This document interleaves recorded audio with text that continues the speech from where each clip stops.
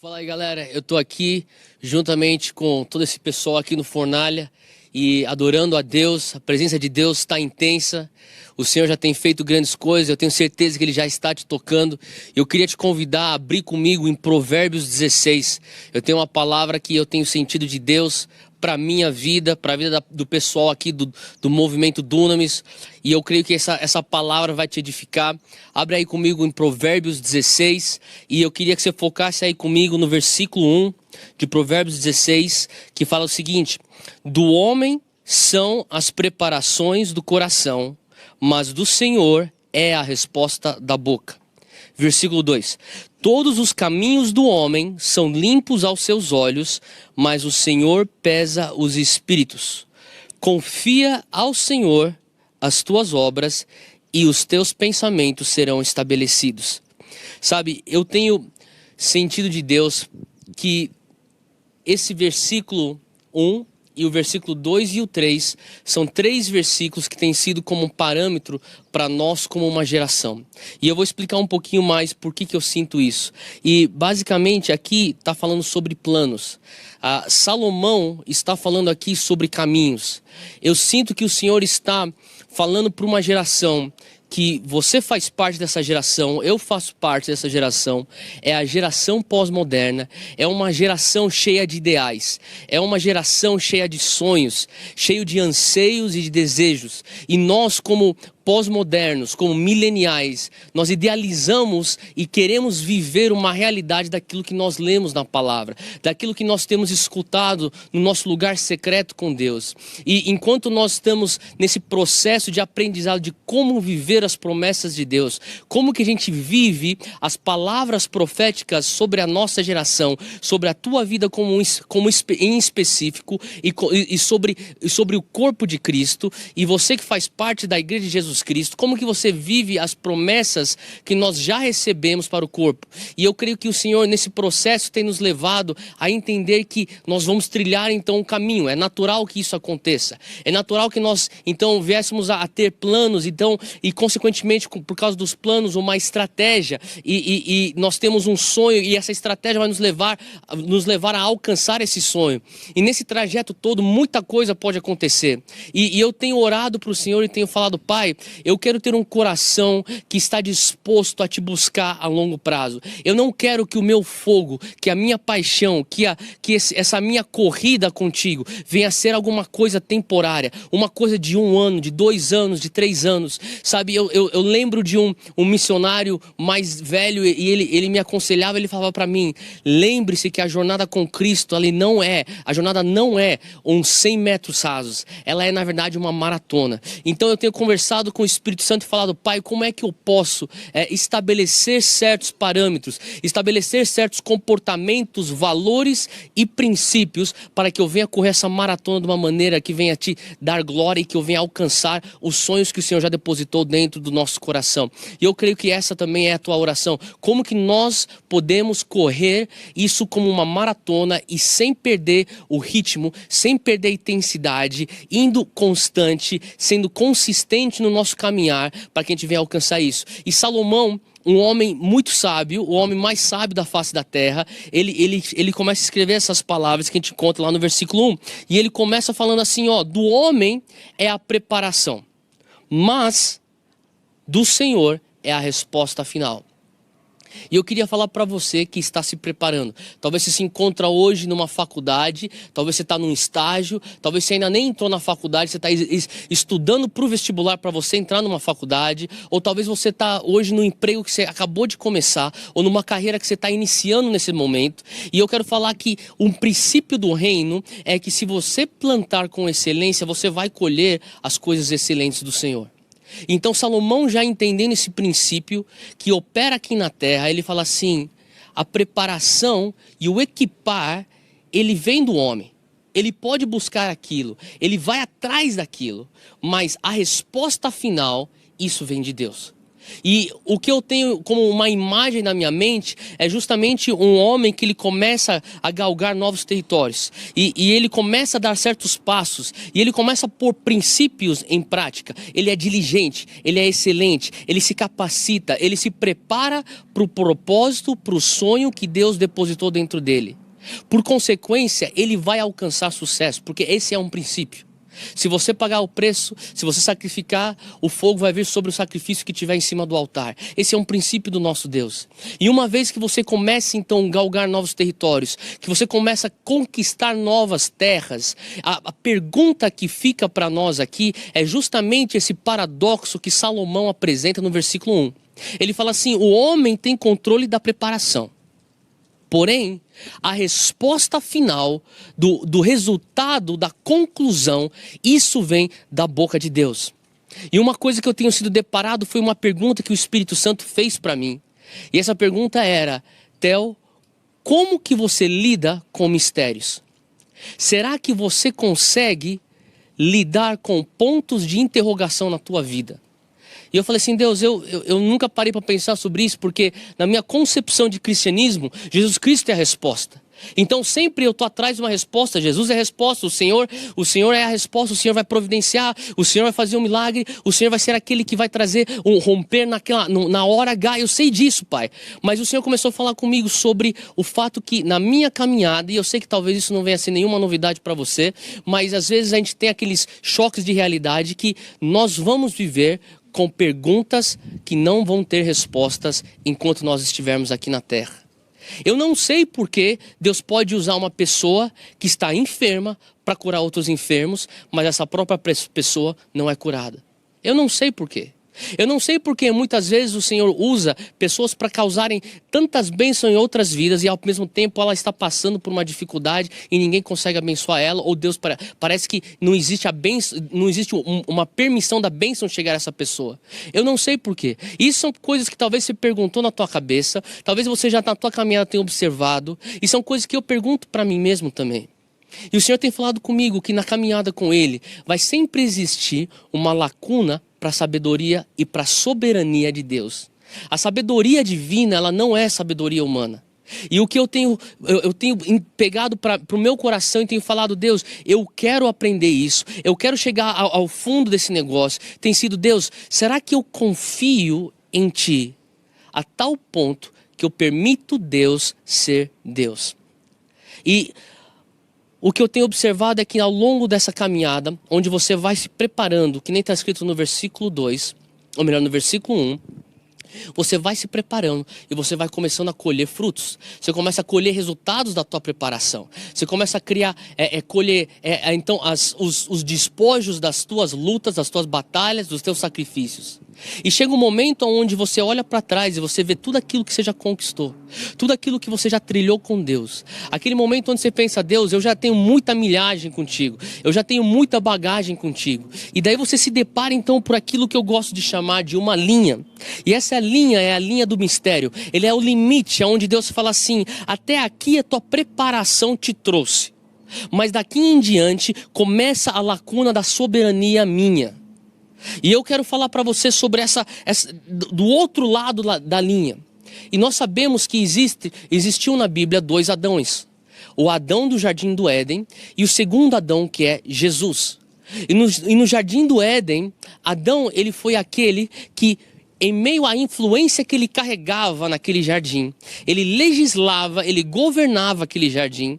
Adão, naquele lugar de influência, o Senhor falava assim para ele: você pode comer dessas árvores, mas você não pode comer dessa árvore. Essa árvore do conhecimento do bem e do mal, isso aqui não é para você.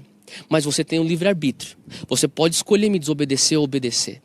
E naquele momento eu imagino que Adão deveria estar olhando para tudo ao redor e falar assim: nossa, eu conheço o elefante, eu conheço o rinoceronte, eu conheço o leão, eu conheço as flores, eu conheço as frutas, eu conheço tudo, o mar, eu conheço o rio, eu conheço a praia, eu conheço tudo. Mas por que eu não posso degustar? E por que eu não posso compartilhar daquilo que está naquela árvore que eu sou proibido, ou que eu fui pedido a não compartilhar, a não ter parte? E naquele momento, Adão, ele é deparado então com um mistério, com um ponto de interrogação. É como se Deus falasse assim: até aqui tua influência, ela é atuante.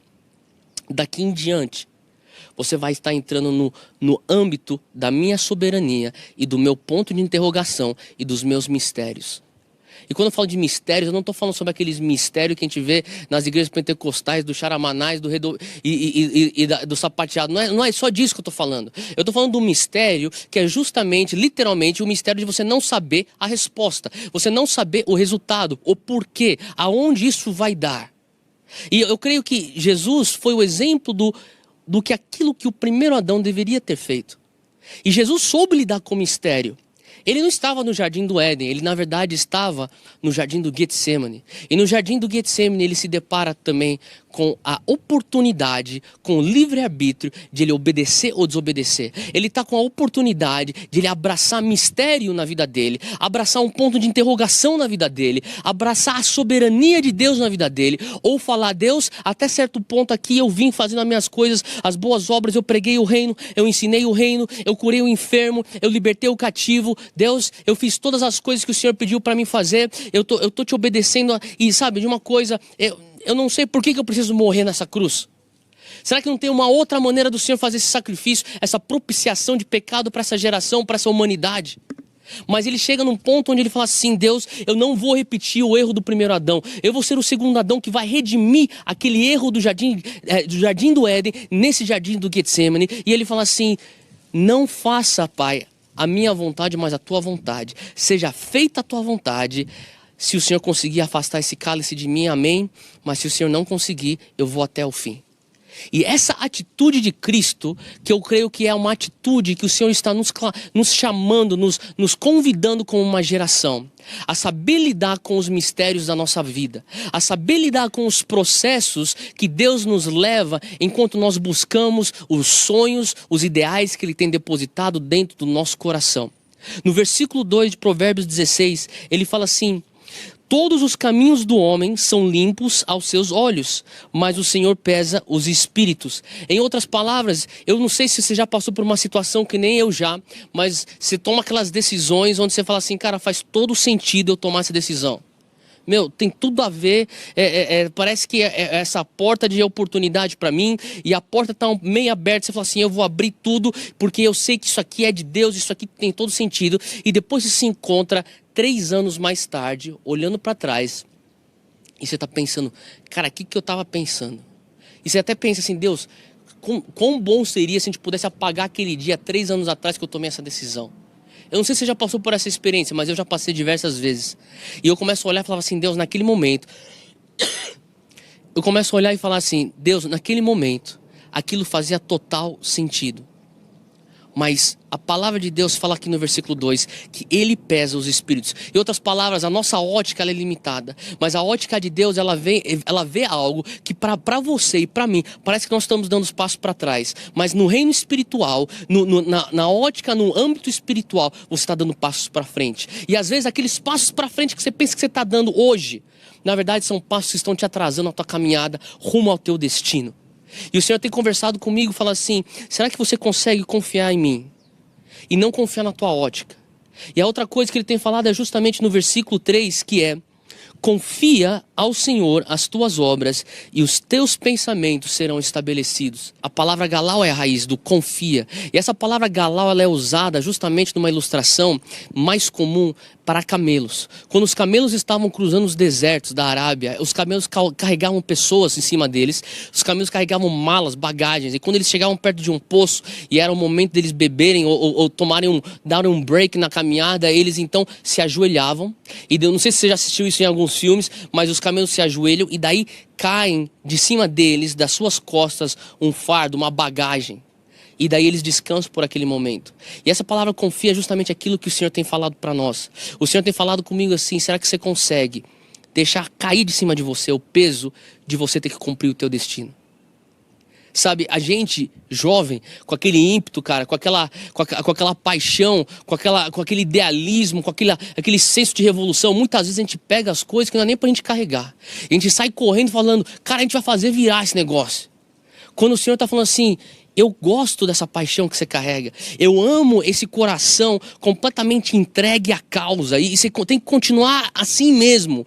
Mas eu estou te levando a um nível de amadurecimento. Porque lembre-se, o Senhor está te chamando para uma maratona. Ele não está te convocando para 100 metros rasos. Você não vai correr daqui até a próxima esquina. Você vai correr daqui e você não vai parar por 1 década. Você não vai parar por 2 décadas. Você vai 3, 4, 5 décadas se for possível. Se esses são os teus dias aqui na terra, é isso que o Senhor quer que você faça. Então você tem que começar a estabelecer hoje um ritmo, você tem que começar a estabelecer hoje um padrão, alguns parâmetros, alguns princípios em seus devidos lugares. E o Senhor está falando assim pra gente como um corpo, como uma geração, como um movimento dunamis. Ele nos chama hoje pra gente começar a estabelecer ritmos saudáveis. E ele fala assim, será que você consegue nesse ritmo saudável descarregar tua bagagem e deixar que eu te levo lá?